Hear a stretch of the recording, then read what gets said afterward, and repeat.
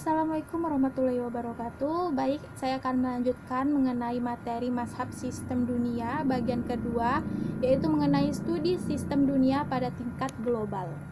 Saya akan menjelaskan bagian kedua, yaitu bagian B.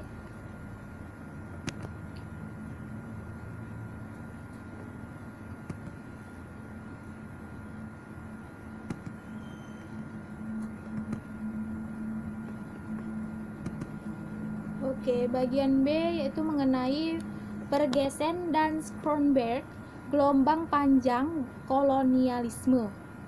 Nah, menurut Bergesen dan Kronberg 1980, kebanyakan studi tentang kolonialisme dilakukan dari sudut pandang inti atau dari sudut pandang pinggiran. Jarang sekali kolonialisme diperiksa dari sudut pandang inti dan pinggiran. Sebagai penghubung struktural antara inti dan pinggiran, kolonialisme dapat dilihat sebagai milik ekonomi dunia kapitalis secara keseluruhan.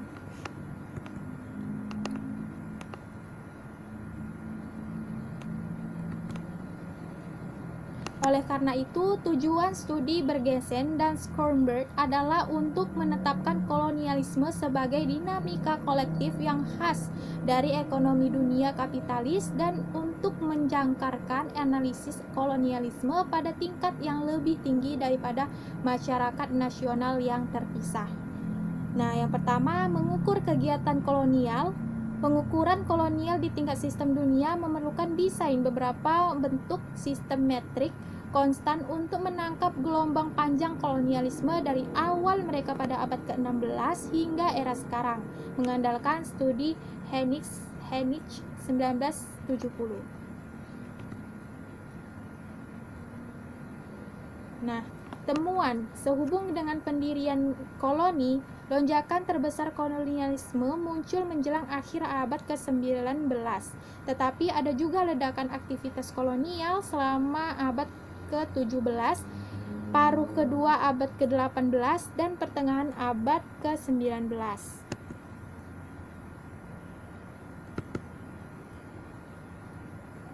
Nah, pengakhiran koloni terjadi dalam dua semburan yang sangat berbeda dan jelas, yakni pada kuartal pertama abad ke-19 atau berpusat pada runtuhnya Kekaisaran Spanyol di Amerika Latin, dan pada pasca dekolonisasi Afrika, India, dan Asia. Di samping jumlah koloni bersih kumulatif dapat dijelaskan, ada lagi dua gelombang khas kolonialisme yang dapat dilihat dari siklus keberlangsungannya.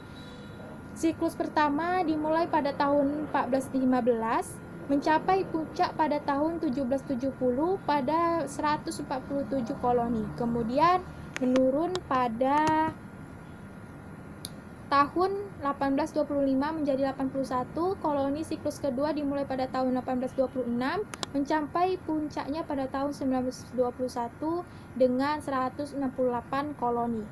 Kemudian menurun menjadi 58 koloni pada tahun 1969 saat Henig menyelesaikan studinya.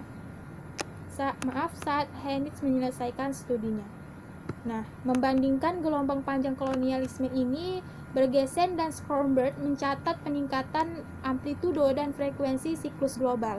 Yang pertama, siklus pertama berlangsung sekitar 410 tahun, capaian berada pada tingkat 0,530 koloni per tahun selama upswing atau 1415 sampai 1770, dan dihentikan pada tingkat 1,900 per tahun selama downswing atau 1775 sampai 1825. Nah, yang kedua hanya berlangsung 143 tahun, namun capaian saat lebih cepat dari 1,452 per tahun selama upswing atau 1826 sampai 1921, dan juga diakhiri pada tingkat yang jauh lebih cepat lagi dari 2,953 selama downswing atau 1926 sampai 1969. Nah, yang ketiga mengenai konsekuensi di negara-negara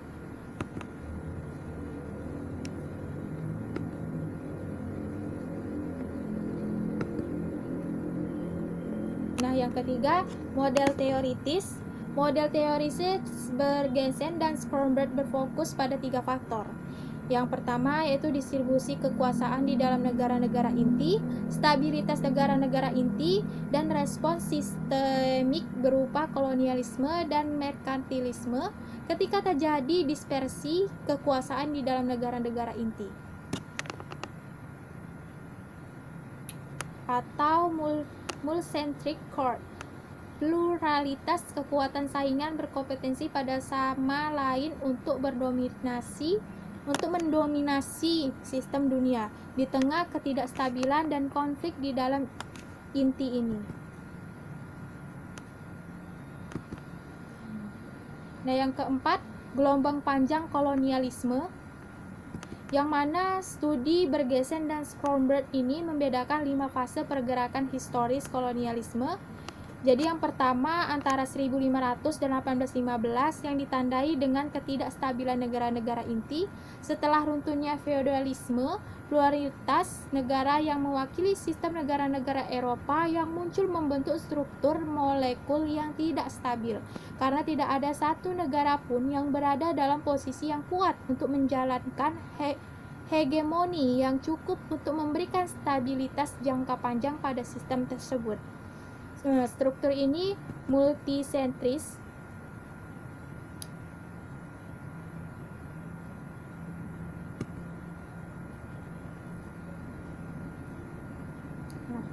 Struktur ini multisentris menyebabkan peperangan dan konflik seakan tanpa akhir. Selama periode ini, kelompok pertama, tanda ekspansi kolonial yang dipimpin oleh Spanyol dan Portugal, dipusatkan di Amerika. Hubungan ekonomi antara inti dan pinggiran juga sangat terstruktur dan diatur secara politik. Kontrol dagang atas perdagangan kolonial dilakukan melalui peraturan seperti pengecualian kapal asing dari pelabuhan kolonial, membuat produk-produk terbatas tertentu di koloni, dan pengiriman impor dan ekspor kolonial melalui pelabuhan negara inti.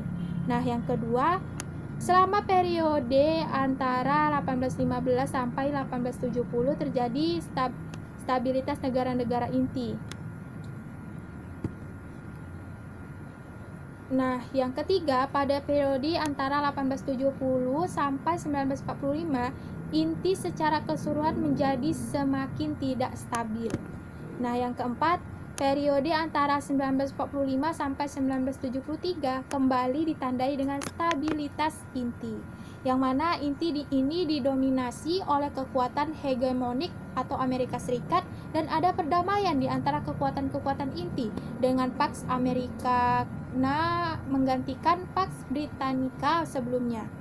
Nah, dengan kestabilan ini sekali lagi ada gerakan menuju dekolonisasi di Afrika, India, dan Asia, serta pergeseran menuju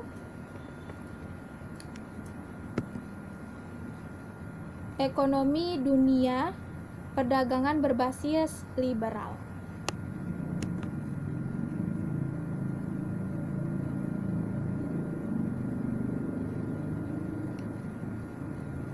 Baik, cukup sekian yang bisa saya sampaikan, kurang dan lebihnya saya mohon maaf. Saya akhiri dengan billahi fisabilil haq fastabiqul khairat. Assalamualaikum warahmatullahi wabarakatuh.